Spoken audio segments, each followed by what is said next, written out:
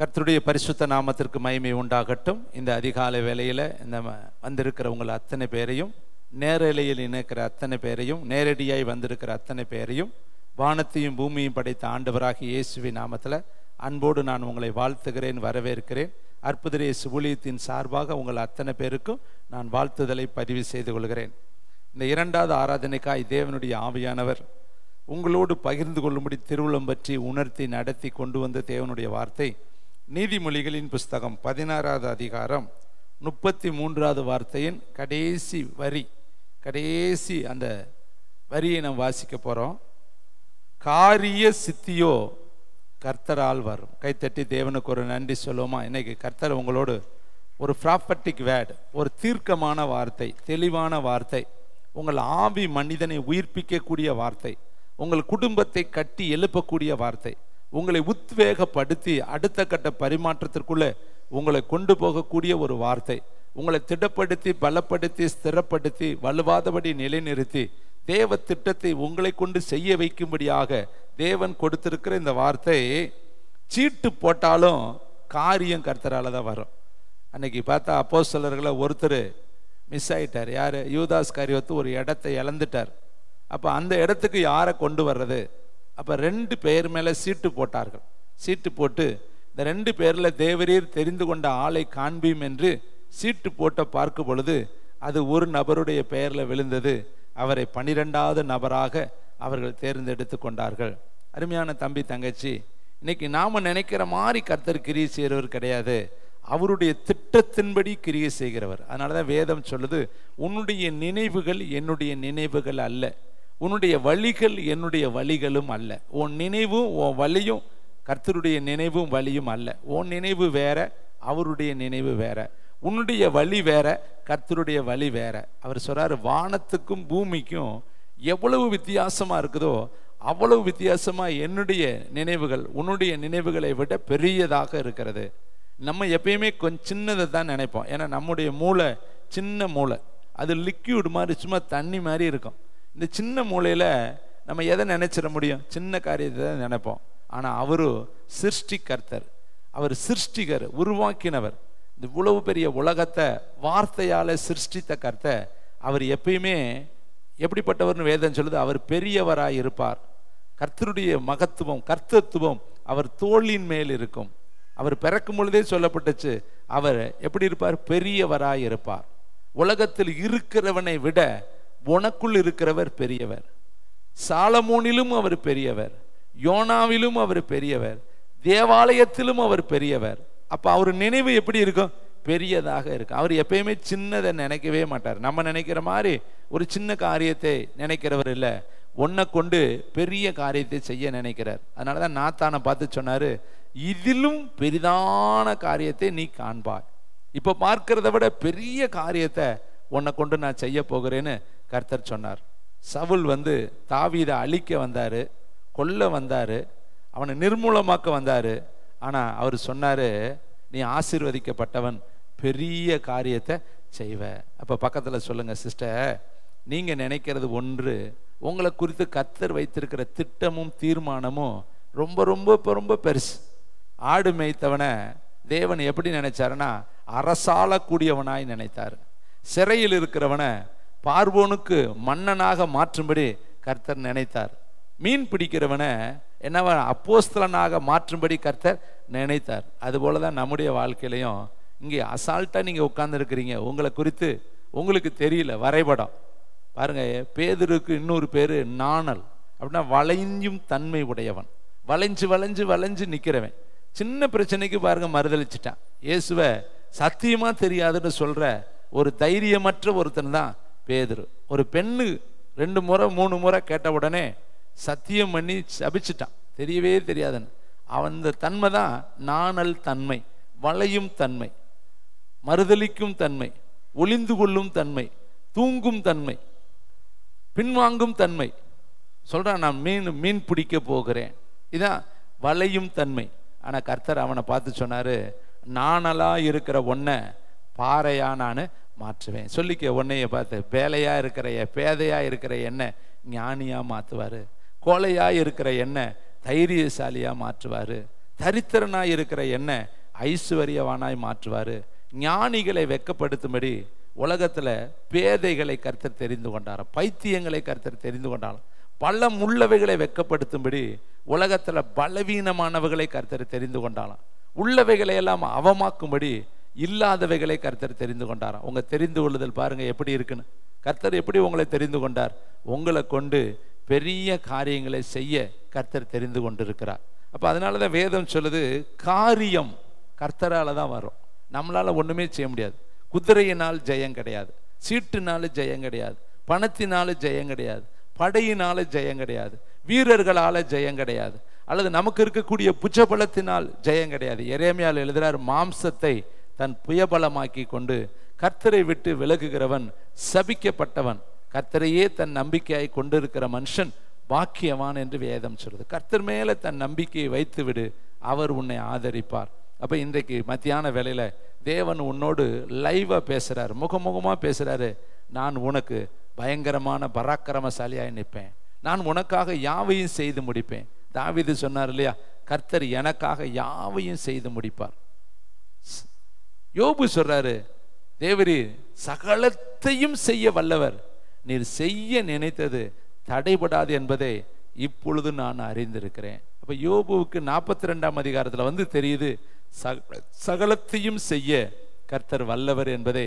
42ஆம் அதிகாரத்துல வந்து 2வது வசனத்துல சொல்றாரு, தேவரீர் சகலத்தையும் செய்ய நீர் வல்லவர், நீர் செய்ய நான் நினைத்தது தடைபடாது என்பதை நான் அறிந்திருக்கிறேன். நீங்களும் அப்படி சொல்லிக்கங்க, என்னை கொண்டு, என் குடும்பத்தை கொண்டு, என் பிள்ளைகளை கொண்டு நீர் செய்ய நினைத்தது ஒரு நாள் தடைபடாது. அது யாராலையும் தடுக்கவே முடியாது. எத்தனை பேர் குறுக்கிட்டு தடை போட்டாலும், மீகால் எழுதி இருக்குது, தடைகளை தகர்க்கிறவர் உனக்கு முன்னாடி போவாரு. எத்தனை தடை வந்தாலும் அந்த தடைகளை தகர்க்கிற ஒருத்தர் இருக்கிறாரு, அவர் முன்னாடி கடந்து போய் தடைகளை எல்லாம் உனக்கு மாற்றி ஆசீர்வாதங்களை தருவார். அதனால சோர்ந்து போகாத. என்னை கொண்டு கர்த்தர் என்ன செய்யணும்னு ஆதீனத்துல முன்குறித்தாரோ அது ஒன்று மாறாமல் அவர் செய்து முடிப்பாரு. நான் செய்ய வேண்டியது அவருடைய கரத்துல என்ன செய்யணும், இணைஞ்சிருக்கணும், அடங்கி இருக்கணும், ஒளிந்து இருக்கணும். வேதம் சொல்லுது, ஏற்ற காலத்தில் தேவன் உங்களை உயர்த்தும்படி அவருடைய பலத்த கரத்துக்குள், பக்கத்துல சொல்லுங்க, அடங்கி மட்டும் இருங்க.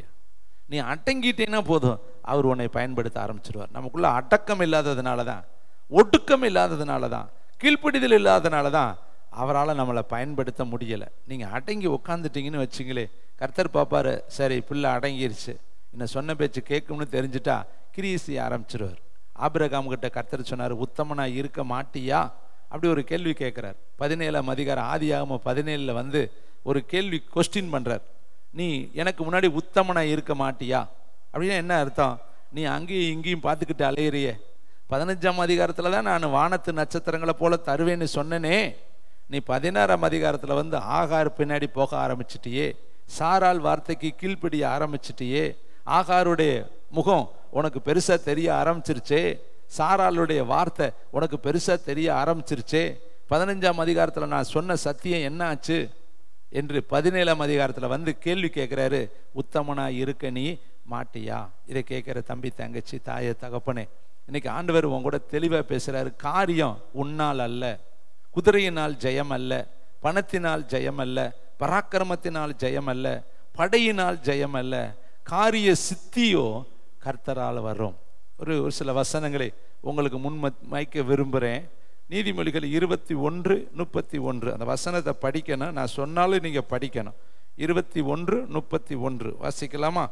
குதிரை யுத்த நாளுக்கு ஆயத்தமாக்கப்படும், ஜெயமோ கர்த்தரால். குதிரைக்கு யுத்தத்திற்கு போகும், யானைகள் யுத்தத்திற்கு போகும், கழுதைகள் யுத்தத்திற்கு போகும், காலாட்படைகள் யுத்தத்திற்கு போகும், கேடயம் ஈட்டி பிடித்தவர்கள் யுத்தத்திற்கு போவார்கள், வில்லை நான் எய்கிறவர்கள் யுத்தத்திற்கு போவார்கள், யோசனைக்காரர்கள் யுத்தத்திற்கு போவார்கள், பல படைகள் பவுஞ்சு பஞ்சாய் ஆயுததாரிகள் போவார்கள். ஆனா ரிசல்ட் கர்த்தரிடத்துல தான் இருக்கு. நம்ம என்னைக்குமே படையை வைத்து யுத்தம் அல்ல. அதனாலதான் யோவாப்பு தாவீதுகிட்ட சொன்னாரு, எஜமானனே, என்னுடைய அரசரே, ஏன் உங்க இருதயம் இப்படி போயிருச்சு? படை மேல ஏன் நீங்க கவனம் செலுத்துறீங்க? படையை ஏன் என்ன சொல்றீங்க? வாலிபர்களை ஏன் என்ன சொல்றீங்க? நீங்க செய்யற காரியம் நல்லதல்ல. அவன் என்ன பண்றான்? நாட்டில் எவ்வளவு வாலிபர்கள் இருக்காங்க, எவ்வளவு சேனைகள் இருக்கு, எவ்வளவு ஆயுததாரிகள் இருக்காங்க, எவ்வளவு பராக்கிரமசாலிகள் இருக்காங்க, எத்தனை போர் வீரர்கள் இருக்காங்க, கவன்கள் எய்கிறவங்க எத்தனை பேர் இருக்காங்க, நேருக்கு நேராக யுத்தம் பண்ணக்கூடிய யுத்த புருஷர்கள் எத்தனை பேர் இருக்காங்க, எண்ணி எனக்கு சென்சஸ் கொண்டுட்டு வா. அப்போ யோவாபு சொல்றார், வேண்டாம், இந்த காரியத்தை நீ செய்ய வேண்டாம், இது தேவனுக்கு வருத்தத்தை உண்டாக்கும். நம்முடைய யுத்தம் படையை வைத்தல்ல, பராக்கிரமத்தை வைத்தல்ல, நம்முடைய திறமையை வைத்தல்ல, இந்த காரியம் செய்ய வேண்டாம்னு சொல்லி ஒரு வேலைக்காரன் எஜமானனுக்கு சொல்றான். ஆனா அவனுடைய வார்த்தை மேலிட்டபடியினால் அவன் தான் முதல் எல்லா இடத்துல இருக்கிறவங்களை தொகையிட்டு கொண்டு வந்து ரிசல்ட் கொடுப்பான். அப்ப இத்தனை லட்சம் புருஷர்கள், இத்தனை லட்சம் ஆண் மக்கள், இத்தனை போர் வீரர்கள் எல்லாம் சொல்லி முடிக்கிறதுக்கு முன்னாடி கர்த்தருடைய கோபம் தாவீதின் மேல எழும்பினது என்று வேதம் சொல்லுது. அப்ப கர்த்தர் சொல்றார், 7 ஆண்டா 3 மாதமா 3 நாளா, 3ல் ஏதாவது ஒன்று தெரிந்து கொள். 7 வருடம் உனக்கு பிரச்சனை வேணுமா, 3 மாதம் உனக்கு பிரச்சனை வேணுமா, 3 நாளைக்கு உனக்கு பிரச்சனை வேணும், எதை நீ தெரிந்து கொள்ற? நீ செய்த தவறுக்கு 7 ஆண்டா 3 மாதமா 3 நாளா ஆக்கூடிய 3ல் 1 நீ தேர்ந்தெடுத்து தான் ஆகணும். அப்பதான் தாவீது சொல்றாரு, மகா புத்தியீனமா நான் நடந்துட்டேன், நான் தானே ஜனங்களை என்ன சொன்னேன், ஆடுகளுக்கு இவ்வளவு பெரிய எத்தனை கிட்டத்தட்ட அநேக 70,000 பேருக்கு மேல அங்க இறந்து போனார்கள், மரித்து போனார்கள் என்று வேதம் சொல்லுது. இதை கேட்கிற தம்பி தங்கச்சி, நம்முடைய பலன் ஒரு நாள் நம்முடைய பலத்தில் அல்ல, நம்முடைய பலன் நம்முடைய பொருளாதாரத்தில் அல்ல, நம்முடைய பலன் நம்முடைய ஞானத்தில் அல்ல. தாவீது அழகா சொல்றாரு, என் கோட்டையும் என் பலனும் என் அனுகூலமான துணையாளரே என்று சொல்லி தேவனை அவர் புகழ்ந்து பாடுவதை நாம் வேதத்தில் வாசிக்கிறோம். அருமையானவர்களே, இங்கு பாருங்க, குதிரை யுத்தத்திற்கென்று யுத்த நாளுக்கென்று ஆயத்தம் பண்ணப்படும்.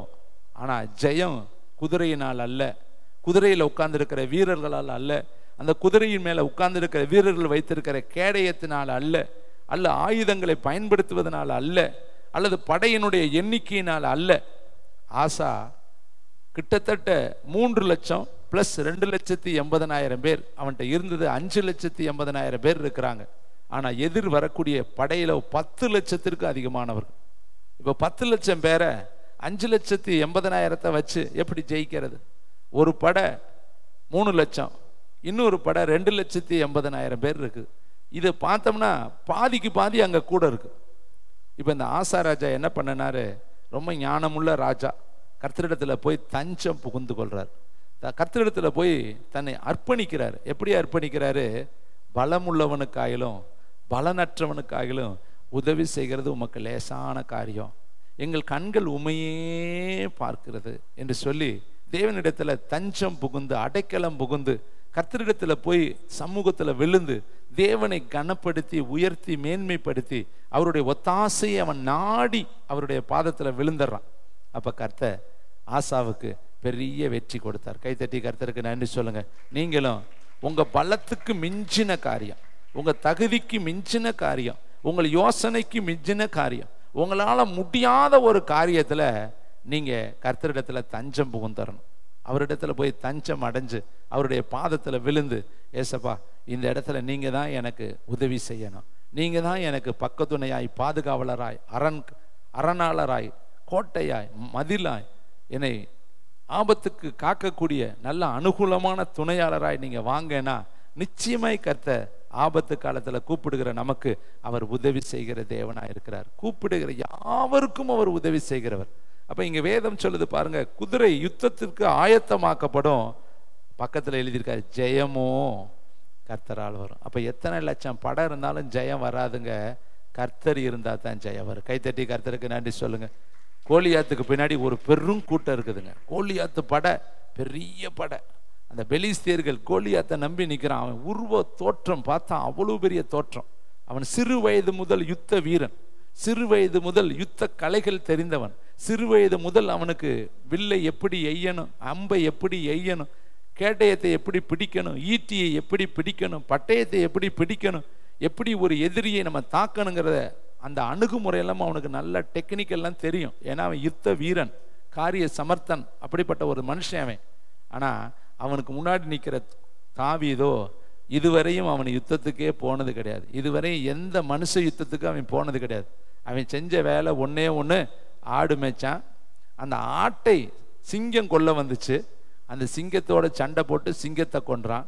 அந்த ஆடுகளை கரடி கொல்ல வந்துச்சு, அந்த கரடிகளோடு சண்டை போட்டு கரடியை கொண்டிருக்கிறான். இதுதான் அவன் எடுத்த பயிற்சி, இதுதான் அவன் செய்த யுத்தம். மனுஷனோடு இன்னும் யுத்தம் பண்ணவே கிடையாது. இப்ப கர்த்தருடைய அனாதி தீர்மானத்தின்படி அவன் யுத்த களத்துக்கு வருகிறான்.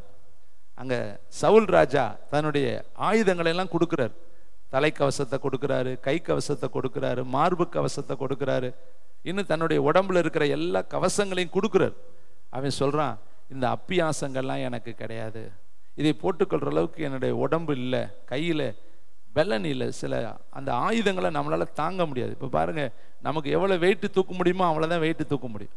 அதுல மார்பகத்துல போடக்கூடிய அந்த கேடயமே, சீல்டே, அது முன்னாடி பெரிய கவசமே அவ்வளவு நிறைக்கல் வெயிட் இருக்கும், அவ்வளவு வெயிட் உள்ளது. அதெல்லாம் தாங்கணும்னா நல்ல உடம்புல வலு வேணும். கை கவசங்கள், காலணிகள், இடைக்கட்சிகள், இன்னும் பார்த்தீங்கன்னா ஒவ்வொரு ஹெல்மெட் தலையில போடுறது, இதெல்லாம் போடுவதற்கு உடம்புல என்ன வேணும்? தனிப்பட்ட திறன் வேணும். ஆனா தாவீது சொல்றாரு, இதெல்லாம் என்கிட்ட அபியாசமே கிடையாது, இது எனக்கு சேரவும் சேர மாட்டேங்குது. உங்களுக்கு ஒரு ப்ராப்பர்ட்டி சொல்லவா? அடுத்தவங்களுடைய பொருள் உனக்கு அபியாசம் என்னைக்குமே வரவே வராது. கைத்தட்டி கர்த்தருங்க. அடுத்தவங்களுடைய தாளந்துகள் உனக்கு அபியாசம் வராது. அடுத்தவங்களுடைய கலைகளை நீ கற்றுக்கொண்டால் அது உனக்கு அபியாசம் வரவே வராது. உனக்குன்னு கர்த்தர் வைத்திருக்கிறதா உனக்கு உதவி செய்யும். கைத்தட்டி நீ சொல்லுங்க, எனக்குன்னு படைக்கிறப்ப என்ன கொடுத்தீங்களோ அதுதான் எனக்கு உதவி செய்யும். உங்களை ஒவ்வொருத்தருக்கு கர்த்தர் திறன் கொடுத்திருக்கிறார், ஞானம் கொடுத்திருக்கிறார், வெளிப்பாடு கொடுத்திருக்கிறார். உங்களுக்கு ஒவ்வொருத்தருக்கு கர்த்தர் வரங்களை கொடுத்திருக்கிறார். நீங்க 1 கொரிந்தியர்ல 9-12 அதிகாரத்தில் படிச்சு பார்த்தா, ஆவியானவனுடைய அனுக்கிரகம் அவனுடைய பிரயோஜனத்துக்கு என்று அளிக்கப்படுகிறது. அப்ப ஆவியானவ உங்களுக்குன்னு சில கிஃப்ட் ஆஃப் ஃபயரை கொடுத்திருப்பார். அது உனக்கு தான் ஆப்ரேட் ஆகும், வேற யாருக்கும் அது ஆப்ரேட் ஆகாது. செங்கடல்ல வழி திறக்கிறது இஸ்ரவேலருக்காக மட்டும்தான், அது ஒரு நாள் எகிப்தியனுக்கு கிடையாது.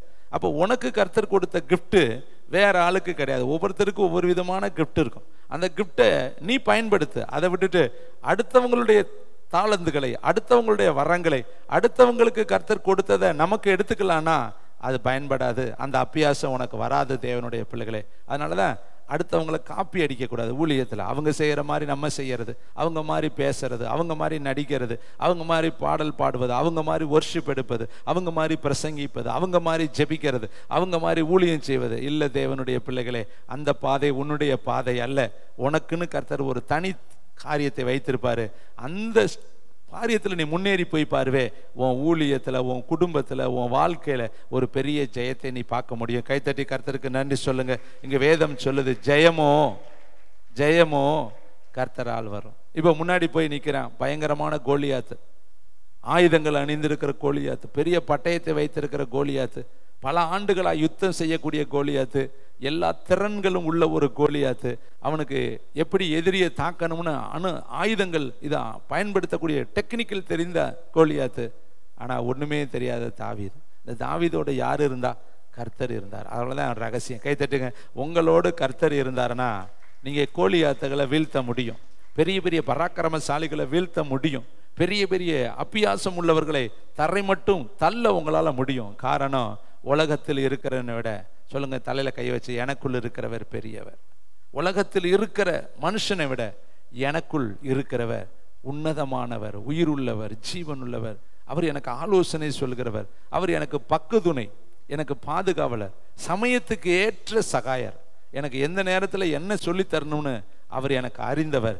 அவருடைய வார்த்தை என் வாயில, நம்ம வாயில இருக்கிற வரையும் நமக்கு ஜெயம். கர்த்தர் சொல்லி இருக்கிறாரு, ஒரு இடத்துக்கு போகும் பொழுது இன்னதுதான் நீ பேச வேண்டும்னு நான் உனக்கு சொல்லி தருவேன், நீ பயப்படாத, உன் வாயில நான் வார்த்தையை போடுவேன். இதை கேட்கிற தம்பி, தங்கச்சி, தாயை, தகப்பனே, ஜெயமோ கர்த்தரால் வரும். அப்ப சொல்லிக்கங்க, என் வாழ்க்கையில ஆசீர்வாதமோ கர்த்தரால் வரும், கிருபைகளோ கர்த்தரால் வரும், வரங்களோ கர்த்தரால் வரும், சமாதானமோ கர்த்தரால் வரும், சந்தோஷமோ கர்த்தரால் வரும், வெற்றி கர்த்தரால் வரும், திருமண காரியங்கள் கர்த்தரால் வரும், குழந்தை பாக்கியங்கள் கர்த்தரால் வரும், என்னுடைய வீட்டினுடைய தேவைகள் கர்த்தரால் வரும். ஒரு நாளும் மனுஷனுடைய உதவி நமக்கு விருதா.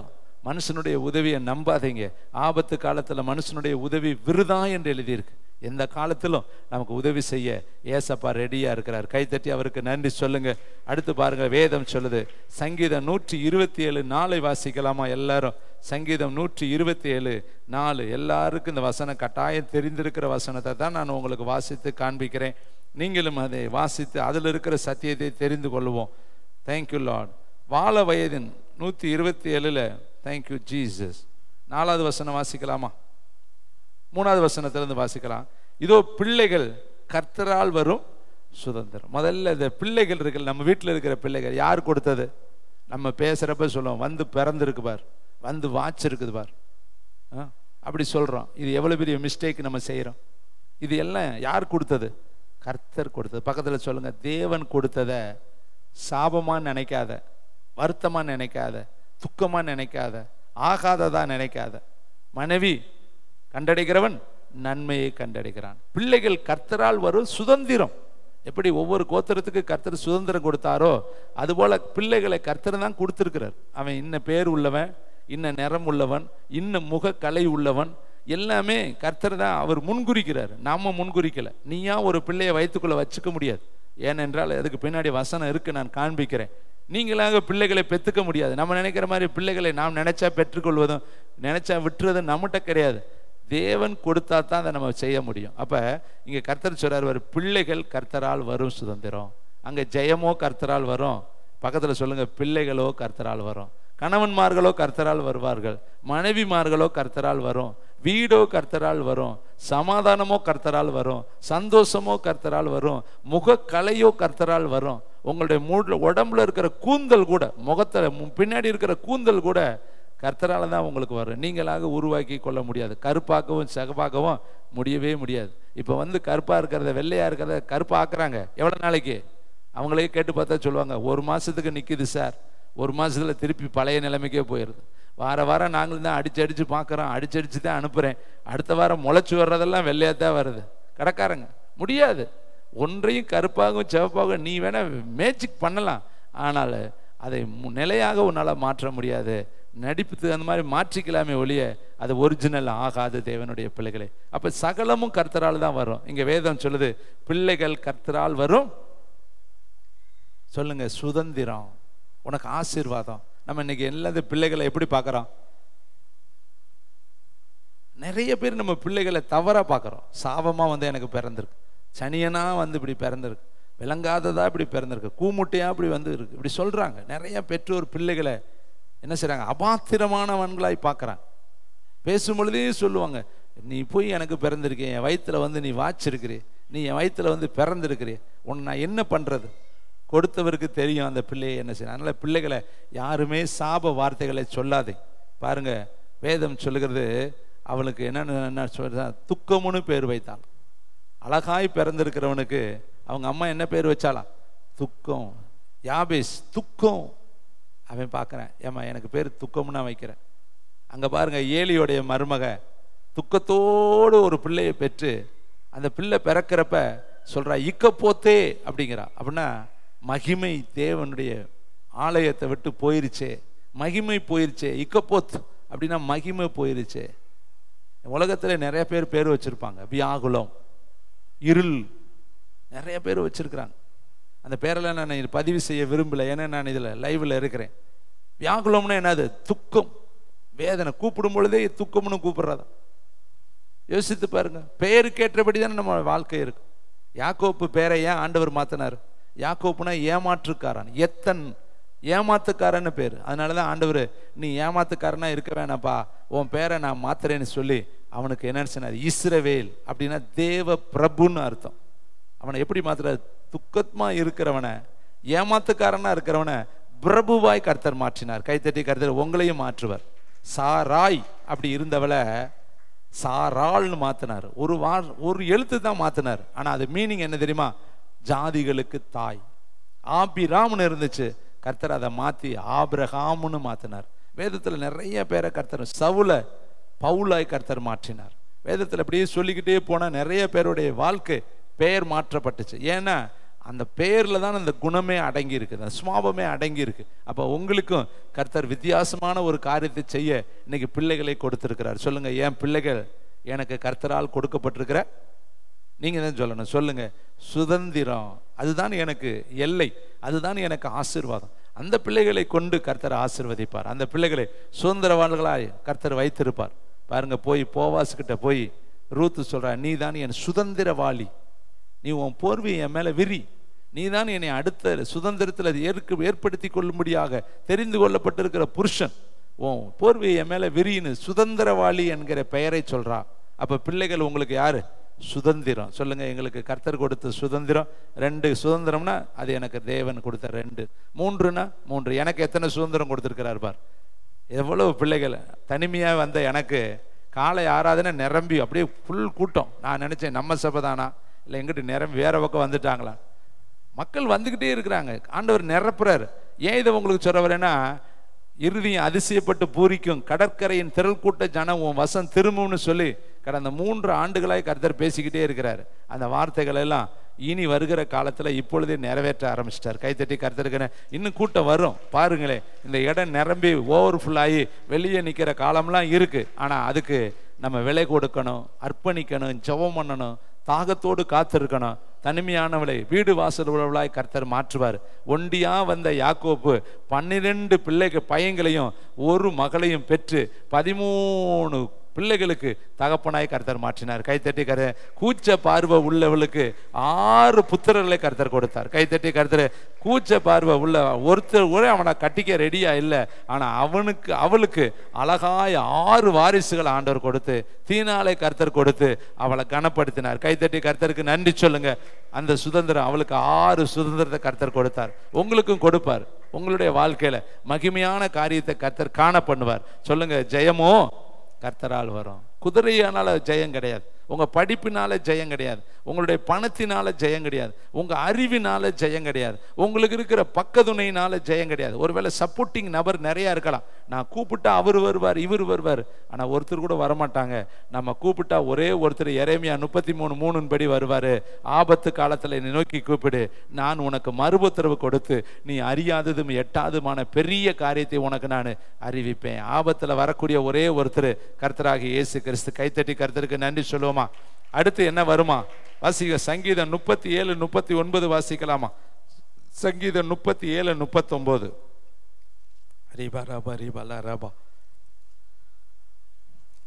நீதிமான்களுடைய ரட்சிப்பு கர்த்தரால் வரும். ஆமென். அவரே அவர்களுக்கு ஆடு. நீதிமான்களுடைய ரட்சிப்பு கர்த்தரால். ரட்சிப்பு யாரால வரும்? லீதியாளுடைய இருதயத்தை யார் திறந்தது? மனுஷன் ஒரு இருதயத்தை திறக்க முடியுமா? ரட்சிப்பு கர்த்தரால் தான் வரும். நீ விசுவாசித்தால் நீயும் உன் வீட்டாரு ரட்சிக்கப்படுவீர்கள். ரட்சிக்கப்பட்டவர்களை கர்த்தர் அனுதினமும் சபையில கொண்டு வந்து சேர்த்தார். அப்ப ரட்சிப்புங்கிறது ஒரு மனிதனால் உண்டாக முடியாது. இன்னைக்கு நிறைய பேர் பேச்சுவாக்கில் சொல்றாங்க, நாங்க கொல்ல பேத்த ரட்சித்திருக்கிறோங்க, நாங்க கொல்ல பேத்த ரட்சித்திருக்கிறோங்க. அது தப்பான வார்த்தை, சொல்ல தெரியாத ஒரு வார்த்தை. நம்ம யாரையும் ரட்சிக்க முடியாது. நம்முடைய ரட்சிப்பு கர்த்தரால தான் வரும். அவர் தான் இரட்சகர். வேதம் சொல்லுது, பாவிகளை ரட்சிக்கும்படி கிறிஸ்து இயேசு உலகத்தில் வந்தார். நீங்களும் நானும் யாரையும் ரட்சிக்க முடியாது. வசனத்தை சொல்லலாம். அந்த வசனம் ஒரு மனுஷனுக்குள்ள போய் அவனை இருதயத்தை திறந்தா தான் அவனுக்கு ரட்சிப்பு. அப்ப ரட்சிப்பு யாருது? கர்த்தருடையது. அதனாலதான் இங்க பாருங்க, வேதம் சொல்லுது பாருங்க, நீதிமான்களுடைய ரட்சிப்பு யாரால வரும் சொல்லுங்க. அப்ப ரட்சிப்பு யாருது? கர்த்தரே தெய்வம், கர்த்தரே இரட்சகர், கர்த்தரே மீட்பர், கர்த்தரே காரியத்தை கைகூடி வர பண்ணுகிறவர். கர்த்தருடைய கரம் இல்லாவிட்டா எந்த மனுஷனுடைய இருதயமும் திறக்கப்படாது. வேதம் அழகா சொல்லுது, பிதாவாகிய தேவன் ஒருவனை இழுத்து கொள்ளாவிட்டால் அவன் என்னிடத்தில் வரமாட்டான். அப்ப நம்மளாம் யார் இழுத்து கொள்ளப்பட்டவர்கள்?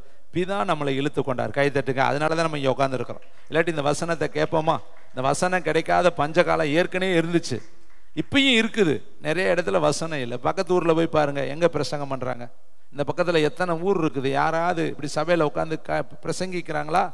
அவங்களுக்கு கிடைக்கலங்க. உங்களுக்கு கொடுக்கப்பட்டிருக்கு. கைத்தட்டி கருத்து. உங்களுக்கு இது ஒரு பெரிய பாக்கியங்க, பெரிய ஒரு இந்த வசனத்தை கேட்கறது இருக்கே.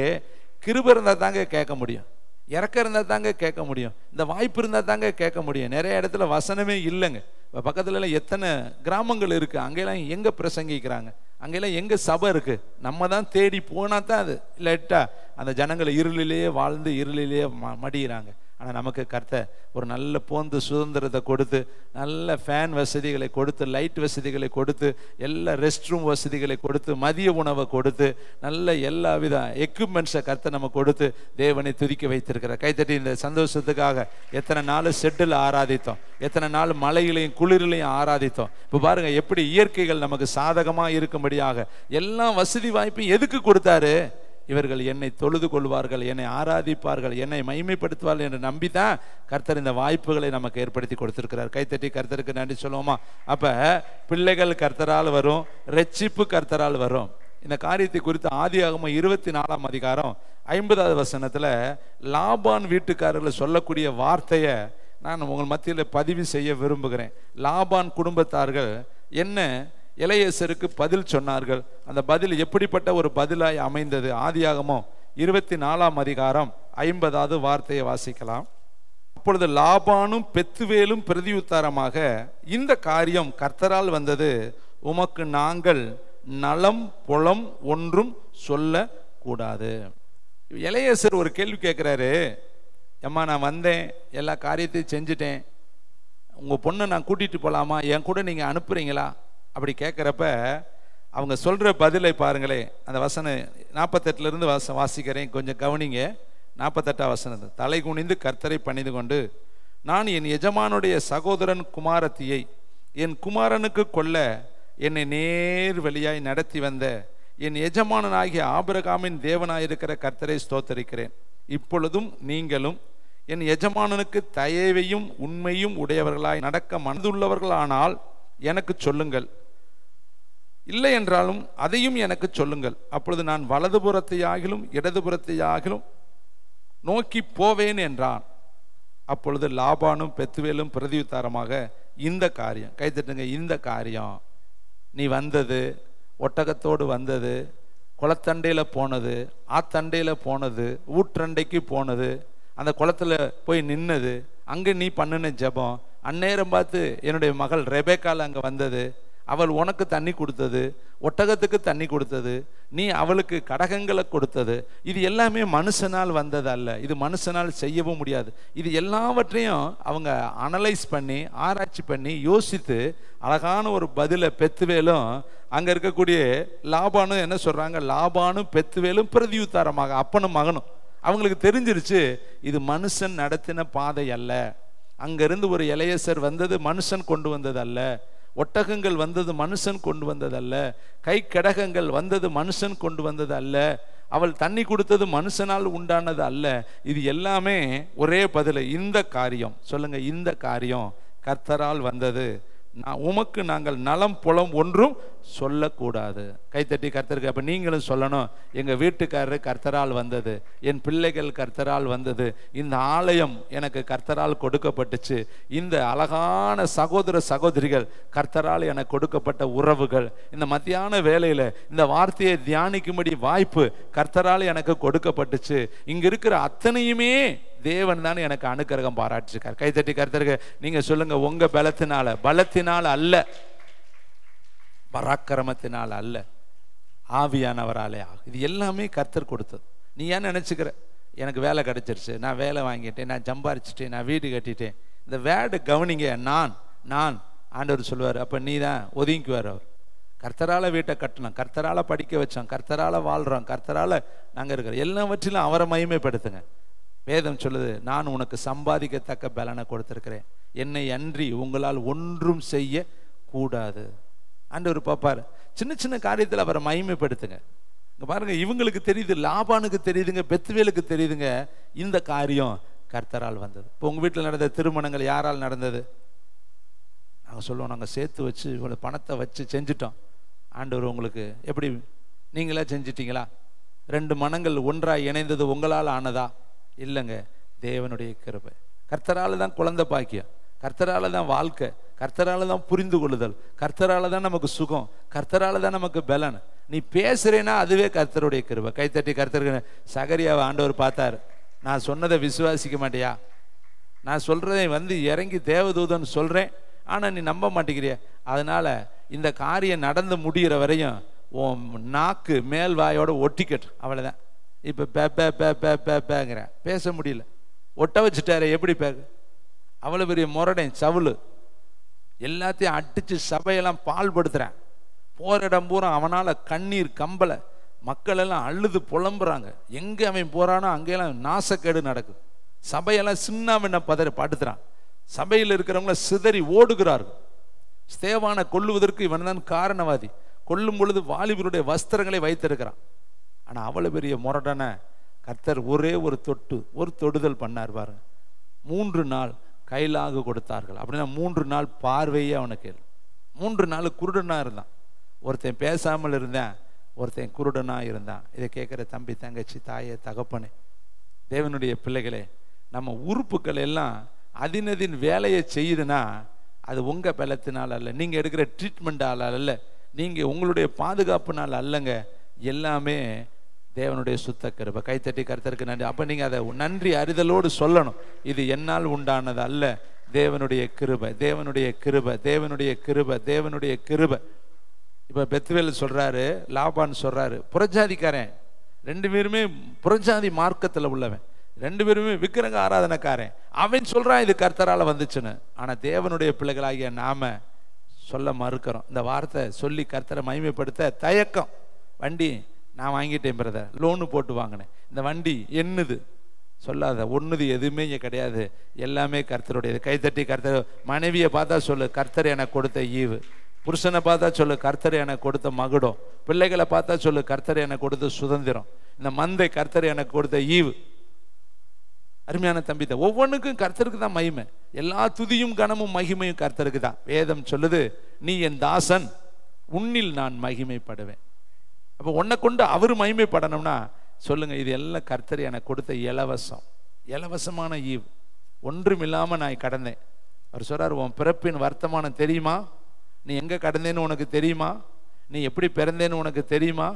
உன் நிர்வாணமே மூடப்படாம நீ கடந்தையே, உன் மேல இரக்கமே யாருமே பாராட்டலையே, உன் மேல கரிசனை யாருமே பாராட்டலையே. நான் உன் அருகில கடந்து போகும்பொழுது உன்னை பார்த்து பிழைச்சிரு என்று சொன்னேன். கைதட்டுங்க பார்க்கலாம். உன்னை பார்த்து கர்த்தர் என்ன சொன்னாரா? பிழைச்சிரு, பிழைச்சிரு, பிழைச்சிரு. இன்னும் கொஞ்சம் காலம் எக்ஸ்டெண்ட் பண்றாரு. போ போ, உன் மேல ஒரு இறக்கம். யாக்கோப்பை சிநேகித்தாரா, ஏசாவை வெறுத்தார். ஒரே வரியில சொல்லிட்டார். ஏன் வெறுத்தார் அதெல்லாம் தெரியாது. ஏசாவை வெறுத்துட்டேன், அவனை நான் கானானியனுக்கு விட்டு கொடுத்துட்டேன்.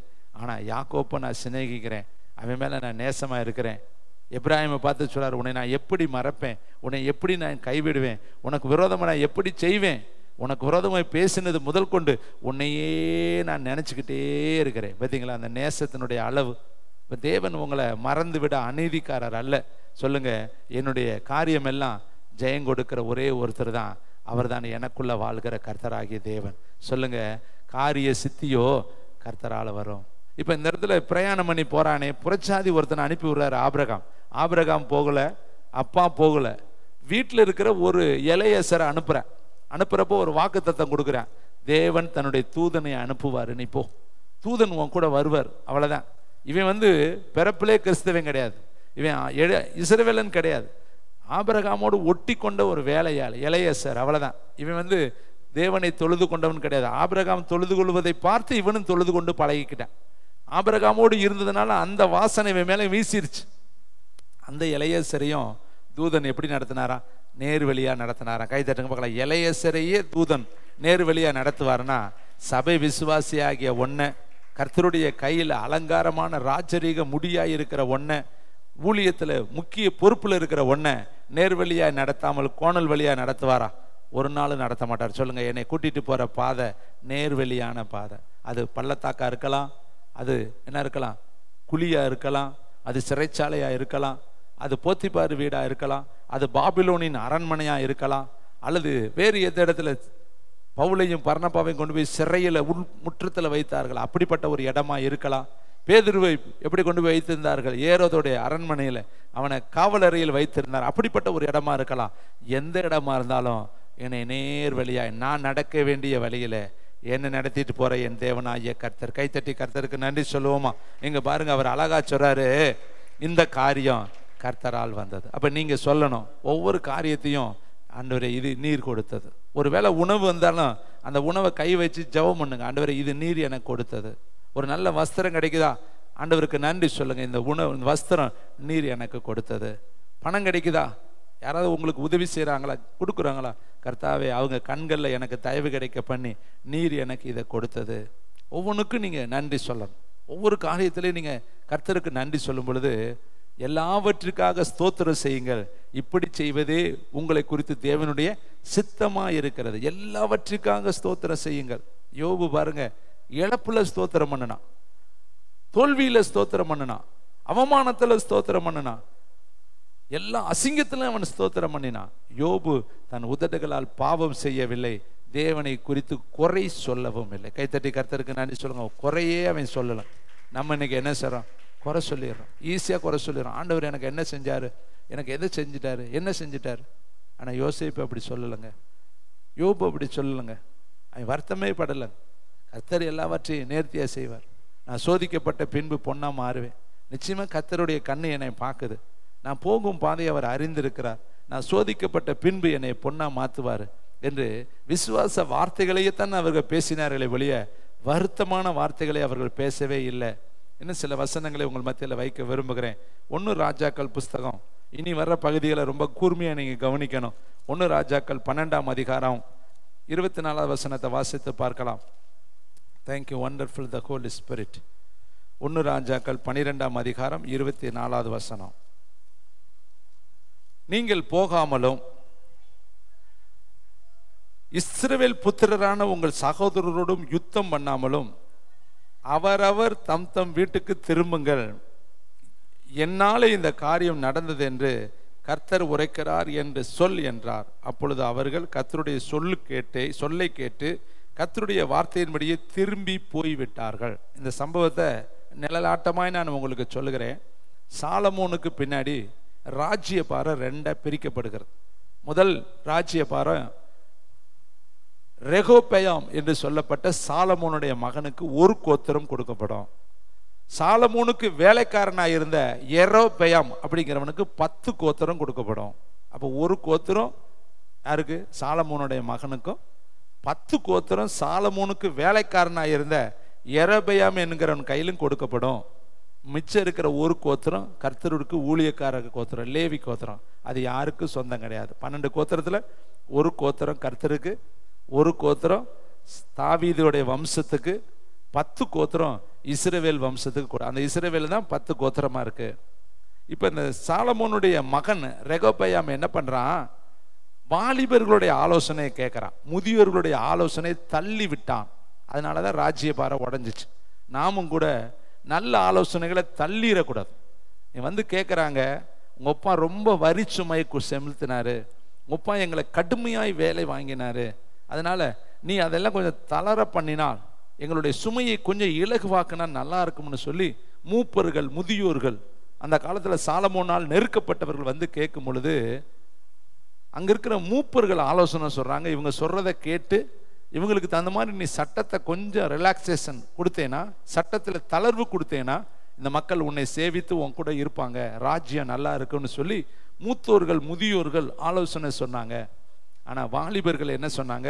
இவங்க பேச்சை கேட்காத, எங்கள் அப்பாவுடைய இடுப்பு என் சுண்டு விரலுக்கு சமானம், அவர் இடுப்பு எனக்கு சுண்டு விரலுக்கு ஈக்குவல், அவர் மிலாறுகளால் உங்களை அடித்தாரு கடிச்சாரு, நான் தேளால் உன்னை கொட்டுவேன்னு சொல்லி எல்லாத்தையும் துரத்தி அடிச்சிருவான். எல்லாம் பக்கத்தில் வர விடாத அளவு அதிகாரத்தை பயன்படுத்துவான், தன் அதிகாரத்தை நிலைநாட்டுவான். மனுஷனை மனுஷனாய் மதிக்காமல் துரத்தி அடிக்கும் பொழுது அந்த கோத்திரங்கள் எல்லாம் சிதறி போய் அந்த யெரொபெயாம் பின்னாடி போவாங்க.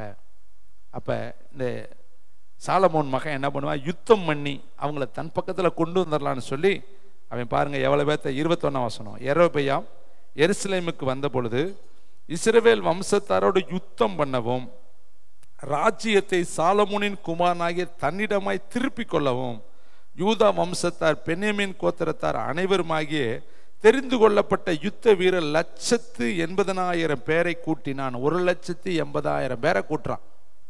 தேவனுடைய மனுஷனாகிய சேமையாவுக்கு தேவனுடைய வார்த்தை உண்டாகி அவர் சொன்னது, நீ யூதாவின் ராஜாவாகிய யெரொபெயாம் என்னும் சாலமோனின் குமாரனையும் யூதா வம்சத்தார் அனைவரையும் பென்யமீனரையும் மற்ற ஜனங்களை நோக்கி, நீங்கள் போகாமலும் இஸ்ரவேல் புத்திரரான உங்கள் சகோதரரோடு யுத்தம் பண்ணாமலும் அவரவர் தம் தம் வீட்டுக்கு திரும்புங்கள், என்னாலே இந்த காரியம் நடந்தது. அப்ப சில இடத்துல தேவன் இப்படியும் செய்வார். சிலரை பவுலையும் பர்னபாவையும் நான் அழைத்த ஊழியத்திற்காக என்ன செஞ்சிருங்க, பிரிச்சிரு. அப்ப இந்த காரியம் யாரால வருது? கர்த்தரே பிரிக்கிறார். ஏன்னா யெரொபெயாமுக்கு ஏற்கனவே வாக்கு கொடுத்துட்டார்.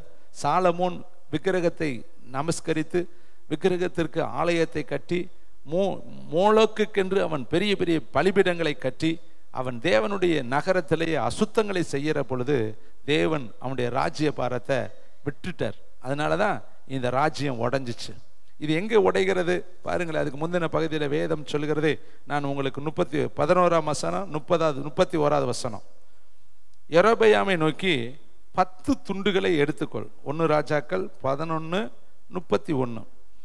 யெரொபெயாமை நோக்கி 10 துண்டுகளை எடுத்துக்கொள். இஸ்ரவேலின் தேவனாய கர்த்தர் சொல்லுகிறது என்னவென்றால், இதோ நான் ராஜ்ய பாரத்தை சாலமோனுடைய கையிலிருந்து எடுத்து கிழித்து உனக்கு 10 கோத்திரங்களை யார் கொடுக்கிறது? அப்ப இந்த பிரிஞ்சு போற பொழுது யார் நடத்துறது? இதை நடத்தினர் யாரு? கர்த்தர் தான் சில இடத்துல பிரிவை கொடுக்கிறாரு. அப்ப நம்ம என்ன பண்றோம்? அதை புரிந்துக்காதபடி போராடுறோம், அதை அறிஞ்சுக்காதபடி போராடுறோம். அதுக்கு நம்ம என்ன செய்யறோம்? எதிர்த்து நிக்கிறோம். தேவன் நடத்துதல் தெரியாம கண் சொருகி போய் அதுக்கு விரோதமாய் நம்ம யுத்தம் பண்றோம். தேவன் தான் இந்த பாதையை அனுமதிக்கிறார். 10 கோத்திரத்தை பிரிக்கிறார். போ, சாலமோன் சரியில்லை, சாலமோனுடைய ஆலோசனை சரியில்லை, நடத்ததை சரியில்லை, அவனுடைய வழிகாட்டுதல் சரியில்லைன்னு சொல்லி தேவன் தன்னுடைய இருதயத்தில் இருந்துதான் இந்த காரியத்தை நடத்துறாரு. அப்ப இவங்க யுத்தம் பண்ணி அதை மேற்கொள்ள நினைக்கும் பொழுது 24ஆம் வசனத்துல சொல்றாரு, 12:24, என்னாலே இந்த காரியம் வந்துச்சு. அப்ப தேவன் சில இடத்துல அவரே பிரிப்பார். உங்க வாழ்க்கையிலையும் பிரிப்பார், குடும்பத்திலையும் சில பிரிவினைகள் வரும். பல போராட்ட தொழிலை பிரிப்பாரு, எழுப்புதல்ல சில காரியங்களை செய்வாரு. சில விங்கா பாருங்க, ஒரு கூட்டம் எழுமனோடனே கர்த்தர் சொல்றாரு, இவங்களை பிரிச்சிரு, இது நான் அழைத்த ஊழியத்திற்கு இவங்களை தனியா பைப்ரிகேஷன் பண்ணி கொண்டுட்டு வா, இவங்க லைன் வேற, இவங்களை கர்த்தர் வேறு விதமா கொண்டு போறாரு. அப்போ ஊழியத்தினுடைய வளர்ச்சி பாதைகளில் கர்த்தர் எப்படி நம்மளை நடத்துறாரோ அதுக்கு தகுந்த மாதிரி நம்ம இறங்கணும். அது கர்த்தருடைய நடத்துதலை நம்ம புரிந்து கொள்ளணும். இன்னும் பாருங்களேன், வேதம் சொல்லுகிறதை காண்பிக்க விரும்புகிறேன். யாத்திரையாகமம் 4:21 எல்லாருக்கும் தெரிந்தது, படிச்சிருக்கிறோம். ஆனால் நம்ம அதை மெடிடேஷன் பண்ண மாட்டோம், அதை நம்ம தியானிக்க மாட்டோம், அதன் வழியாக நம்முடைய இருதயத்தை உள்ளே கொண்டு போக விட மாட்டோம். ஆனால் இதை கொஞ்சம் கவனித்து பாருங்களே. யாத்திரையாகமம் 4:21 வசனத்தை வாசிக்கலாமா? அப்பொழுது கர்த்தர் மோசேயை நோக்கி, நீ எகிப்திலே திரும்பி போய் சேர்ந்த பின்பு நான் உன் கையில் அளித்திருக்கிற அற்புதங்கள் யாவையும் பார்வோனுக்கு முன்பாக செய்யும்படி எச்சரிக்கையாயிரு. ஆகிலும் நான் அவன் இருதயத்தை கடினப்படுத்துவேன். பாருங்க, போய் அற்புதங்களை செய்ய, அதிசயங்களை செய்ய, நான் உன்னை கொண்டுதான் எகிப்திலிருந்து ஜனங்களை விடுதலையாக்க போறேன். ஆகிலும் நான் பார்வோனுடைய இருதயத்தை என்ன பண்ணுவேன்? அப்ப நீ போய் பேசுவ, நான் கடினப்படுத்துவேன். நீ போய் பேசுவ, நான் கடினப்படுத்துவேன். நீ போய் பேசுவ, நான் கடினப்படுத்துவேன். அப்ப எத்தனை முறை கடினப்படுத்துவேன்? 9 முறை நான் கடினப்படுத்திக்கிட்டு தான் இருப்பேன். 10வது முறையும் நான் கடினப்படுத்துவேன். இப்போ நாமளும் போய் ஒரு தடவை ஒரு காரியத்தை பார்த்துட்டு ஒன்றுமே ஆகலை பிரதர், அப்புறமே போகவே மாட்டோம். ஏன்னா போனால் நடக்க மாட்டேங்குதுல்ல. அப்போ தேவன் சில அற்புதங்களுக்காக சில கடினங்களை அங்கங்கே வச்சிருப்பார். இவர் தானே போச்சுடுறாரு, அவர் தானே கடினப்படுத்துறாரு, இவர் தானே போச்சுடுறாரு. முதல்ல போ, அடி, பாம்பை வரும், தண்ணியில் போடு, கோலை போடு, பாம்பு வரும். அவனும் போடுறேன், பாம்பு வருது. தண்ணி அடி, அவனும் அடிக்கிறேன், ரத்தமாகுது. தவளை வருது, பேனு வருது, வண்டு வருது, இருள் வருது, கல்லு மழை பெய்யுது. ஆனா இத்தனையும் பார்த்துட்டு அவன் கடினமா தானே இருக்கிறான். நம்முடைய வாழ்க்கையிலையும் நம்ம எத்தனை முறை ஜெபம் பண்ணாலும், எத்தனை முறை பிரயாசப்பட்டாலும், எத்தனை முறை ஊழியம் செஞ்சாலும் நம்ம அவனை பார்த்துட்டு இப்படியே இருக்கிறானே, இது தேவ சித்தம் இல்லையோ, இது நடக்காதோ, நம்ம ஏன் இப்படி இருக்கிறோம், நம்ம சோர்ந்துடுறோம். இல்லைங்க, கடினப்படுத்த கர்த்தர் ஒரு எழுப்புதலை வச்சிருக்காருன்னு அர்த்தம். கைத்தட்டி, அது கர்த்தரால் வரும். கர்த்தர் தான் கடினப்படுத்துறாரு. நம்மளையும் அதை உலகத்தில் சொல்லுவாங்க, பிள்ளையும் ஆட்டுறது, கிள்ளியும் விடுறது. கிள்ளி விட்டோன்னே கத்திட்டு கிடக்கும், ஆட்டிக்கிட்டே இருக்க வேண்டிய. ஆட்டி தூங்க வச்சா கிள்ளி விட்டுறது. நீயும் போ, ஓடு, அவன்கிட்ட ஓடு, அவனும் உன்னை விட மாட்டான். இப்போ மோசே என்ன பண்ணியிருப்பார்? எத்தனை முறை இங்கே வர்றது, இங்கே வந்தால் இவன் பூரா உதைக்கிறேன், அங்கே போனால் அவன் ஒரு உதை கொடுக்குறேன், விரட்டி விடுறேன். மோசே நினச்சிருப்பேன், நான் பேசாமல் அங்கே ஆட்டுக்குட்டி மேய்ச்சிக்கிட்டு நான் பேசாமல் இருந்தேனே, எதுக்குப்பா என்னைய கூப்பிட்டு என்னை இங்கிட்டு அங்கிட்டு அலைய வர்ற, நீர் தானே அவனை கடினப்படுத்துறீர். அவன் முதல் நாளே விட்டுருந்தானா நாங்கள் வாட்டில் போயிருப்போமே. ஆனால் அப்பயே விட்டுருந்தா கல்லு மலை வந்திருக்காதே, இருள் வந்திருக்காதே, வெட்டுக்கிளி வந்திருக்காதே, பேன் வந்திருக்காதே, செங்கடல் வந்திருக்காதே. அப்போ தேவன் உங்கள் வாழ்க்கையில் சில இடத்துல கடினங்கள் இருக்குதுன்னா அதில் ஒரு பெரிய ஆசீர்வாதத்தை வச்சிருக்கார். பக்கத்தில் பார்த்து சொல்லுங்கள், தேவன் எப்போ செய்ய நினைக்கிறாரோ அது வரையும் கர்த்தர் என்ன பண்ணுவார்? சில தடைகளை வச்சிருப்பார், தடைகளை தகர்ப்பார். ஆனால் நீ அவசரப்படாத. நம்ம என்ன நினைக்கிறோம்? ஒரு ஆட்டம் ரெண்டாட்டம் முயற்சி பண்ணி பார்த்துட்டு அப்புறம் அதை விட்டுறது, வேணாம்ப்பா இதுக்கு தேவ சித்தம் இல்லை. தேவ சித்தம் இல்லைன்னு நீ எப்படி முடிவு எடுக்கலாம்? பார்வோன்ட்ட போய் நடக்கலை என்னொன்னு, இது தேவ சித்தம் இல்லையே நான் விட்டுருக்கலாம்ல. கர்த்தர் தானே போ சொன்னார், போ போ, இன்னொரு முறை போ, இன்னொரு முறை போ. ஆனால் இங்கே இவன் போய் பேசுவேன், எவ்வளோ கஷ்டம். நான் உட்காந்து மெடிடேஷன் பண்ணுவேன், தியானிப்பேன், என்ன கஷ்டப்பட்டு நடந்து போய் அவன் நினச்சிருப்பேன் இதுதான் கடைசி, இந்த தடவை நான் போய் பேசணுன்னே பார்வன் விட்டுருவார்னு நினச்சி ஆசையாக போய் பேசினா அவன் துரத்தி அடிச்சு விட்டுருவேன். அப்புறம் அடுத்தது வந்து இவங்க உட்காந்தா திருப்பி போக சொல்லுவார், திருப்பி போனால் துரத்தி விட்டுருவேன். இங்கே வந்தால் இவன் வைகிறேன், அங்கே போனால் அவன் வைகிறேன். எவ்வளோ கஷ்டம் ஒரு ஊழியக்காரனுக்கு. நாங்களும் ஒவ்வொருத்தருக்கு ஜெபம் பண்ணுறப்ப அந்த வருஷம் நடந்துடும் ஜெபம் பண்ணுவோம், அந்த வருஷம் நடக்காது. எங்களுக்கு அந்த வருஷம் முடிகிறப்ப இருதயமே கடன்னு ஆடும். இந்த வருஷம் தானே சொன்னோம், இந்த வருஷம் தானே நடக்கும்னு சொன்னோமே, ஆனால் இப்போ இங்கே இல்லையே. ஆண்டவர் சொன்னாரே, நடத்துகிறேன்னு சொன்னாரே, தருவேன்னு சொன்னாரே, ஆனால் ஆண்டவர் அங்கே கடினப்படுத்திக்கிட்டு இருப்பார். சில காரியங்கள் டிலே ஆக ஆக ஆக ஆக நம்ம மனசு என்ன செய்யும்? அந்த ஜெப குறிப்பை கண்டாலே பயமாக கிடக்கும். அந்த ஜெப குறிப்புகளுக்கு ஜெபிக்கவே நமக்கு பதட்டமாக இருக்கும். அந்த ஜெப குறிப்புக்கிட்ட போகிறதுக்கே, அப்படிப்பட்ட நபர்களை பார்க்கவே நமக்கு என்னவா இருக்கும்? பயமாக இருக்கும். சில இடங்களில் கர்த்தர் நமக்கு எதிரடியாக இருக்கிறது போல தெரியும், ஆனால் அப்படி அல்ல. தேவ திட்டத்துக்காக, காலத்துக்காக, சமயத்துக்காக, சந்தர்ப்பத்துக்காக, அவருடைய மகிமைக்காய் அவர் கால தாமதம் பண்ணுறார். கைத்தட்டி கர்த்தருக்கு நன்றி சொல்லுவோமா? இன்னும் சில இதுக்கு ஒத்த வசனங்களை உங்களுக்கு காண்பிக்க விரும்புகிறேன். ஆதியாகமம் 30ஆம் அதிகாரம் 2ஆம் வசனத்தை பாருங்களேன். அங்கே அழகான ஒரு வார்த்தையை அழகாய் கர்த்தருடைய ஆவியானவர் எழுதி வைத்திருக்கிறார். ஆதியாகமம் 30ஆம் அதிகாரம் 2வது வசனம். அப்பொழுது யாக்கோப்பு, எங்க கோவம் வருது, என்ன ஆசையாக கல்யாணம் முடித்தேன், இவளுக்காக 7 வருஷங்க, 14 வருஷம் உலகத்தில் ஆட்டுக்குட்டி மேய்ச்சி கல்யாணம் முடித்த ஒரே ஆள் யார் தான்? 3வது பிதா தான். என்ன வாரு, எப்படி அவனுக்கு அவன் மேலே இருக்கிற பாசத்தினால 14 வருஷமும் எப்படி போச்சான்? ஒரு நாள் போல போச்சாங்க. பாருங்க எப்படி. இவங்க மாமனார் கேட்கவே இல்லைங்க, ஆட்டுக்குட்டி மெயினான்னு சொல்லவே இல்லை. இவனா வாய் பரப்ப சொல்கிறேன், என்னடா செய்கிறேன்னா இவளுக்காக 7 வருஷம் நான் ஆட்டுக்குட்டி மேய்க்கிறேங்கிறேன். இவன் போட்ட கால்குலேஷனு கூச்சப்பார்வை உள்ளவளை கடத்துறதுக்கு எப்படி 4 வருஷம் ஆகும். இங்கேயே மாமா வீட்டிலே 7 வருஷம் பட்டறையை போட்டோம்னா அதுங்காட்டி இவளை எவளுக்காவது கட்டி கொடுத்துருவாங்க. அப்புறம் நம்ம இவளை கல்யாணம் முடிச்சுட்டு இந்த வீட்டில் இருந்துக்கலான்டான்னு இவனுடைய மொட்டை கணக்கு இவன் போட்டு பார்த்தேன். அந்த 7 வருஷம் அந்த மாமனார் பார்த்தேன், நல்ல கூமட்டி வந்து கிடச்சிருக்காண்டா, 7 வருஷம் ஓசியிலே பண்ண ஓட்டிடலான்டான்ட்டு இவனை வச்சுக்கிட்டேன். 7 வருஷம் மாங்குன்னு ஓட உட்டியார ஒரே பிஸி வேலை. ஏன்னா இங்கே தான் பார்த்தா ஒரு ஸ்டார் இருக்குதே, ராகேலுங்கிற ஸ்டார், அதை பார்க்க சிரிக்க, இங்கிட்டு ஓட அங்கிட்டு ஓட, ஆட்டுக்குட்டியை மேய்க்க. 7 வருஷம் போன ஒருபாடு வச்சான் பாரு மாமா ஒரு ஆப்பு, ஆளவே மாற்றி விட்டேன். பெரிய ஒரு ஏமாற்றம், தலையில் துண்டை போட்டு உட்காந்துருக்கேன். ஏன்ட்ட இப்படிப்பட்ட நீ உங்கள் அண்ணனை ஏமாத்தினே இல்லை, எப்படிப்பட்ட ஏமாத்துதல். அம்மா வேச்சா கேட்டுட்டு அவன் வஸ்திரத்தை இவன் தூக்கி போட்டுக்கிட்டு ஆட்டு முடியை உடம்புல கட்டிக்கிட்டு, அவங்க அப்பையும் குருடனாக இருந்தாலும் கரெக்டாக கண்டுபிடிச்சான். குரல் யாக்கோப்பின் குரல்ரா, டேய் வாடா, உன்னை நான் தொட்டு பார்க்கணும்டா, மோந்து பார்க்கணும்டா, நீ வந்து முத்தம் கொடுறா, எனக்கு என்ன இருந்தாலும் சந்தேகமாக இருக்குடா அப்படின்னு சொன்னாலும் ஒரே நடிப்பு நடிச்சிட்டேன். நான் தான் ஏசாதான் வந்திருக்கிறேன்.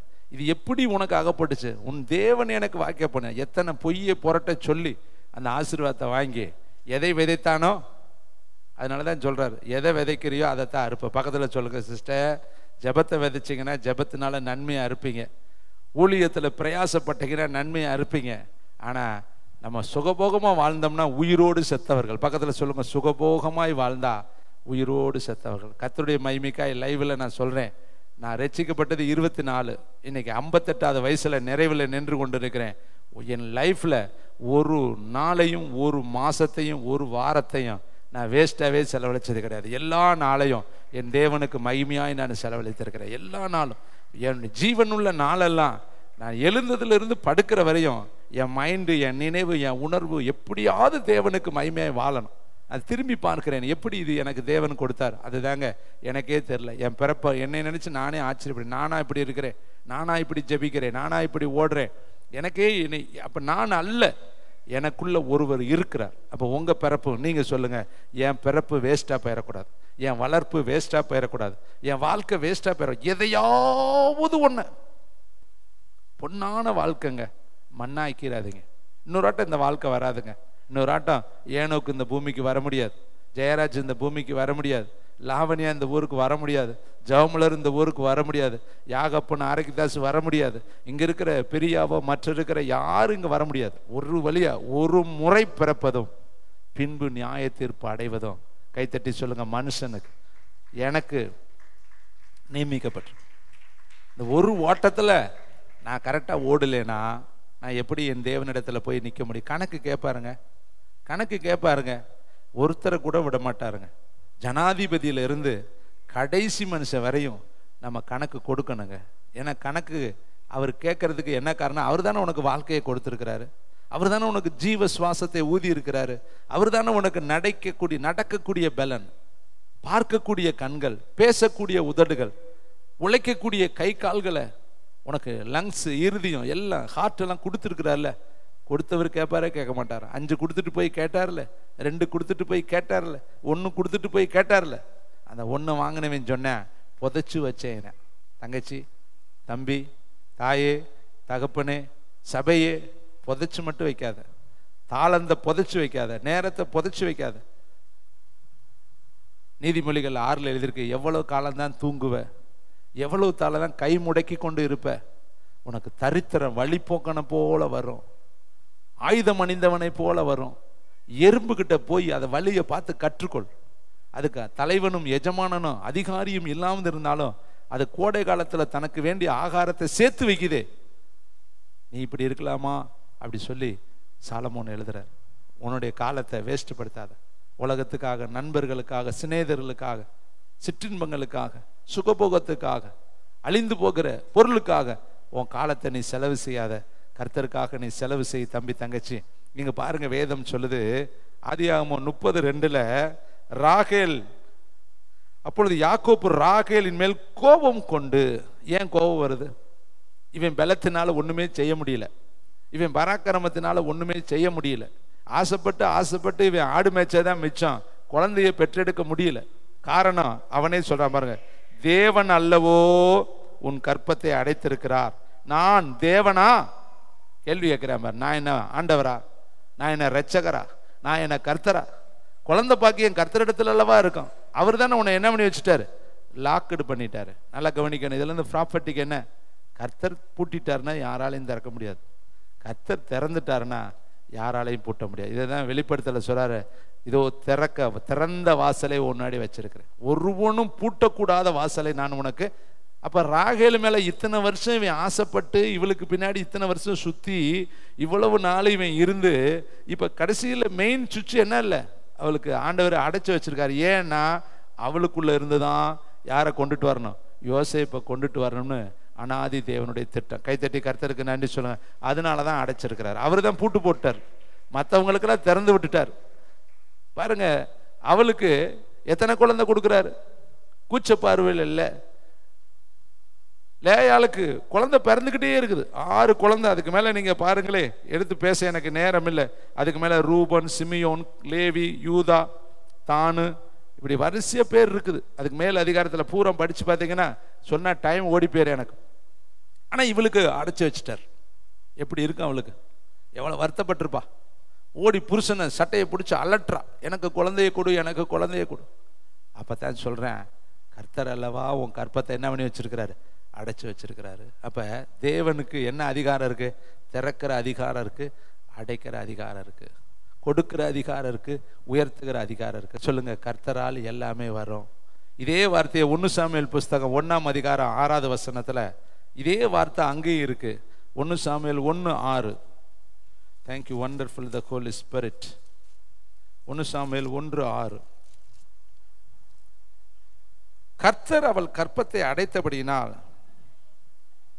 ஆமேன், ஆமேன்.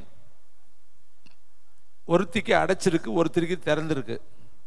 அதனால இவ என்ன பண்ணிட்டா, வெசனப்படுத்தினாலாம். அவளுக்கு ஒரே சந்தோஷம், பறந்துக்கிட்டே இருக்கு, இவளுக்கு பிறக்கல. உடனே அவ என்ன பண்ணிட்டா, இவளை வருத்தப்படுத்துறா. நல்லா கவனிங்க, அடைச்சிருக்கிறதுனால நீ அடுத்தவங்களை வருத்தப்படுத்தாத. அவங்களுக்கு லேட்டாக தான் தருவார், ஆனால் கிரேட்டாக தருவார். கைத்தட்டுங்க. அங்கே யோசேப்பை கொடுத்தாரு, இங்கே சாமுவேலை கொடுத்தாரு. கைத்தட்டுங்க பார்க்கலாம். எங்கெல்லாம் கர்த்தரை அடைச்சிருக்கிறாரோ அங்கெல்லாம் கிரேட் வச்சிருக்காருன்னு அர்த்தம். கைத்தட்டு கர்த்தருக்கு நன்றி சொல்லுங்க. புரியுதா? ஆவியில் இன்னரில் உள்ள போகுதா?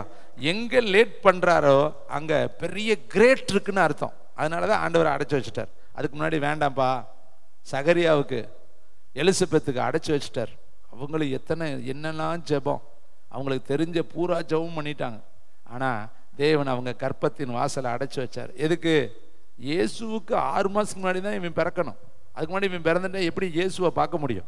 எப்படி ஞானஸ்தானம் கொடுக்க முடியும்? இயேசுவுக்கு முன்னாடி இவன் எப்படி நடக்க முடியும்? இயேசு பிறப்புக்கு அவனுக்கு 6 மாதத்துக்கு முன்னாடி தான் அவனுக்கு பிறப்பை ஆண்டவர் டிக்ளேர் பண்ணியிருக்கார், முன் குறிச்சிருக்கிறார். ஏசாயாலே சொல்றாரு, இயேசு பிறக்கிறதையும் யோவான் ஸ்நானகன் பிறக்கிறதையும் ஏசாயாவிலே எழுதப்பட்டிருக்கு. காட்டுத்தேன் கொடுப்பாரு, அவன் என்ன பண்ணியிருப்பான், மிருகங்களுடைய ஆடைகளை ஆட்டுத்தோலை போர்த்திருப்பான்னு சொல்லி அங்கேயே எழுதி வச்சுட்டார். அப்போ இயேசுவும் யோவானுடைய பிறப்பு அனாதி பிறப்பு, தீர்மானிக்கப்பட்ட பிறப்பு. இப்போ எவ்வளவுதான் ஜெபம் பண்ணாலும், சாமுவேலே ஜெபம் பண்ணாலும் சரி, மோசையே ஜெபம் பண்ணாலும் சரி, எலியாவே ஜெபம் பண்ணாலும் சரி, எத்தனை பேர் உருண்டு போட்டு கத்தி உதிர்னாலும் கர்த்தர் சொல்லுவார், ஒவ்வொன்றிற்கு ஒரு காலம் உண்டு. சொல்லுங்க, என்ன குறித்தும் ஒரு காலம் உண்டு, என்னுடைய எதிர்காலத்தை குறித்தும் ஒரு காலம் உண்டு. எனக்குன்னு கர்த்தர் ஒவ்வொன்றுக்கும் அதினதின் நேரத்தை வச்சிருக்கிறார். அந்த நேரத்தில் நீ ஜெபம் பண்ணாலும் ஜெபம் பண்ணாட்டியும், நீ விரும்பினாலும் விரும்பாவிட்டாலும், நீ அழுதாலும் அழுகாவிட்டாலும், நீ புலம்புனாலும் புலம்பாவிட்டாலும், நீ தூங்குனாலும் முழிச்சிருந்தாலும் அந்த ஆசீர்வாதத்தை உன் தலையில் உணர்ந்து கொடுத்துருவார். கைத்தட்டி கர்த்தருக்கு நன்றி சொல்லுங்க. அவர் வார்த்தையில் உண்மையுள்ளவர், அவர் வாக்கு மாறாதவர். அங்கே ராகேலுக்கு அடைப்பு வச்சிருந்தாரு, இங்கே அண்ணாளுக்கு அடைச்சி வச்சிருந்தார். இப்போ அண்ணாள் போய் எவ்வளவுலாம் ஜெபம் பண்றா, அழுது அழுது அழுது. இந்த சக்களத்தியால இவ வருத்தப்பட்டு வருத்தப்பட்டு வருத்தப்பட்டு வருத்தப்பட்டு புலம்பி புலம்பி புருஷன்கிட்ட போய் கேட்குறா. அவன் சொல்றான், 10 பிள்ளைகளை விட நீ எனக்கு பெருசல்லவா, 10 பிள்ளைகளை விட நீ எனக்கு பெருசல்லவா.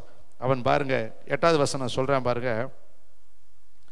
அவன் புருஷனாகிய எல்கானா அவளை பார்த்து, அண்ணாளே ஏன் அழுகிறாய், ஏன் சாப்பிடாது இருக்கிறாய், ஏன் சஞ்சலப்படுகிறாய், 10 குமாரரை பார்க்கலாம் நான் உனக்கு. அப்ப அண்ணாள் வாழ்க்கை எப்படி இருந்துச்சு? சஞ்சலம். அண்ணாள் வாழ்க்கை எப்படி இருந்துச்சு? அழுக. அண்ணாள் வாழ்க்கை எப்படி இருந்துச்சு?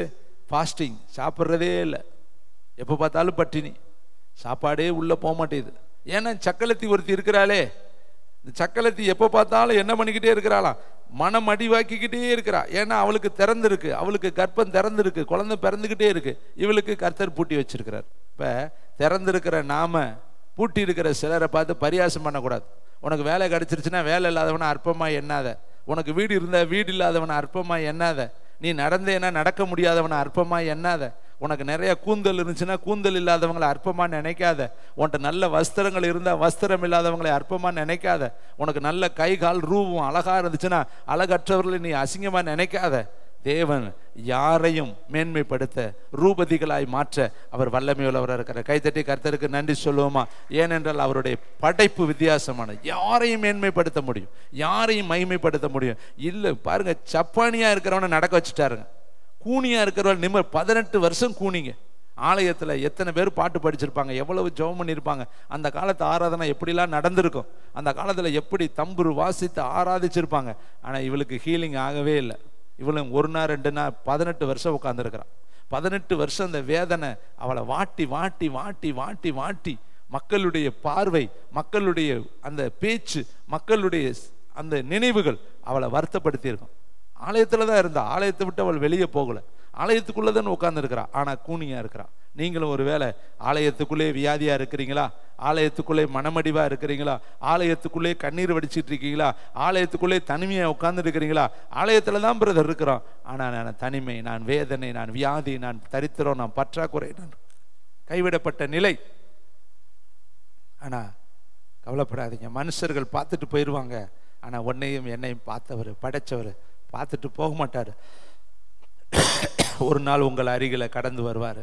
கூனியை தொட்டது போல உன்னையும் தொடுவார். கைத்தட்டி கர்த்தருக்கு நன்றி சொல்ல. நிச்சயமா இந்த ஆலயத்தில் கர்த்தர் உன்னை தொடுவார்.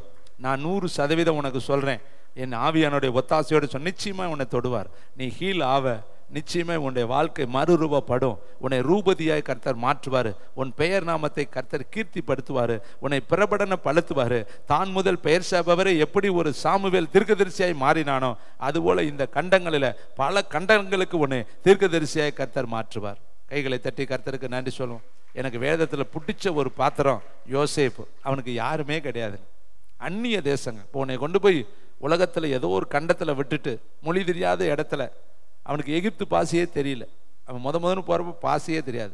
இவன் இஸ்ரவேல் பாசக்காரன். அவன் எகிப்து பாசையில் போய் என்ன பேசியிருப்பேன். அனாதைங்க ஒன்றுமே இல்லை. அவன் கட்டிட்டு போன துணியை தவிர அவனுக்குன்னு எதுவுமே, அந்த கட்டிட்டு போன துணியும் அது யார் கொடுத்தாங்களோ தெரியல. வெறும் உடம்புல தான் முண்டமாக நின்று கொண்டு இருக்கிறான். அவனுக்கு எதுவுமே கிடையாது, ஒன்றுமே கிடையாது. அடிமைக்கு எதுவுமே இருக்காது. ஒரே ஒரு வஸ்திரம் தான், அது அவனுடைய இடுப்பு பகுதியில் இருக்கும். குளிரில் பனியில் தான் அவன் கிடக்கணும். ஒருத்தர் கூட அவனுக்கு அந்த ஊருக்குள்ளே போக முடியாது. எப்படி போக முடியும்?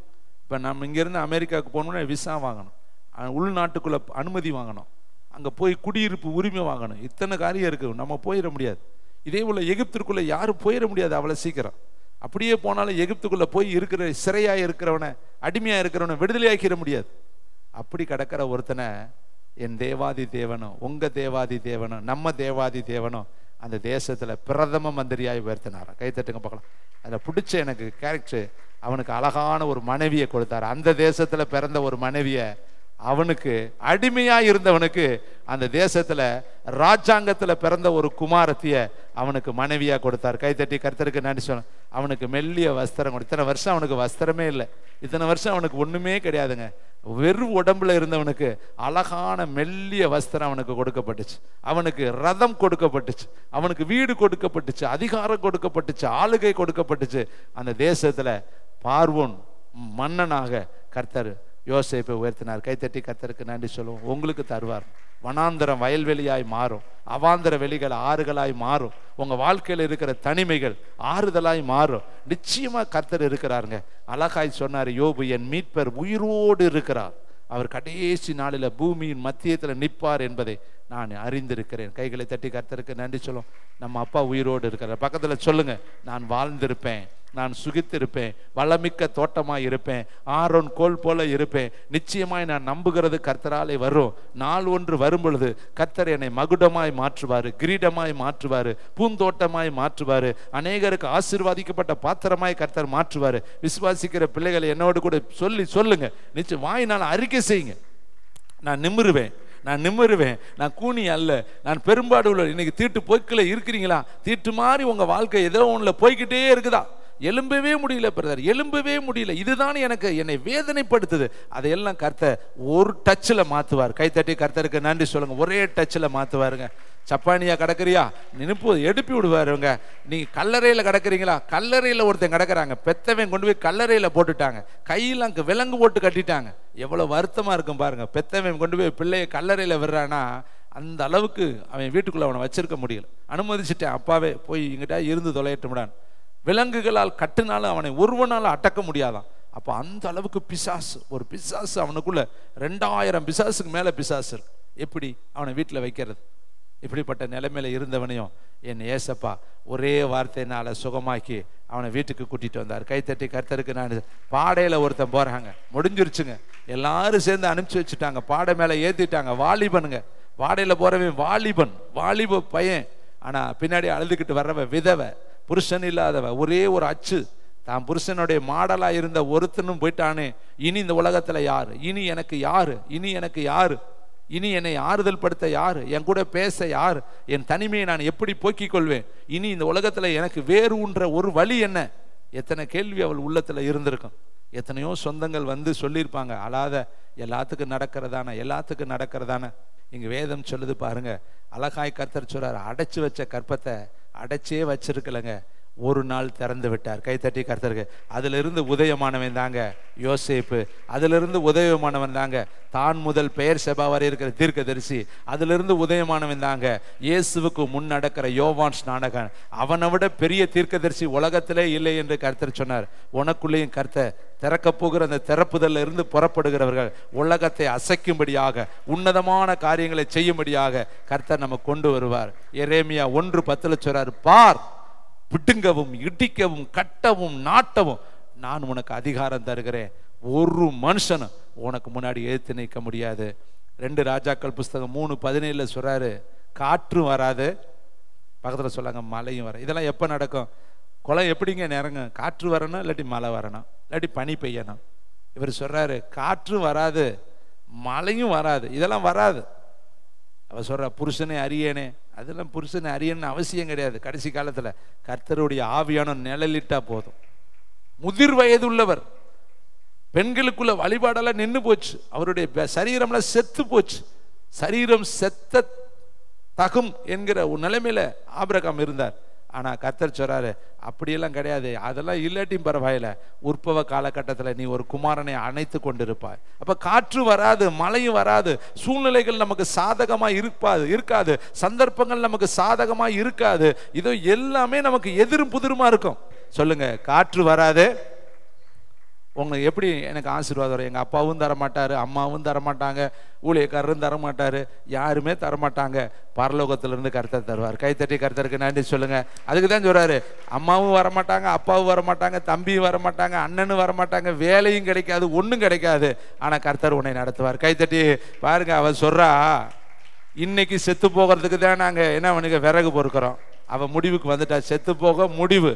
ஆனால் பரலோகத்திலிருந்து ஒரு முடிவு வருகிறது. ஆண்டாண்டு காலம் நீ சாவ முடியாது, எலியாவை நீ தான் போஷிக்கணும். உன் வீட்டில் தான் எலியா தங்க போறாரு. 3.5 ஆண்டு காலம் உன் வீட்டில் பஞ்சமே இருக்காது. கர்த்தர் உன்னை போஷிக்கிறார். கைத்தட்டி கர்த்தருக்கு நன்றி சொல்லுங்க.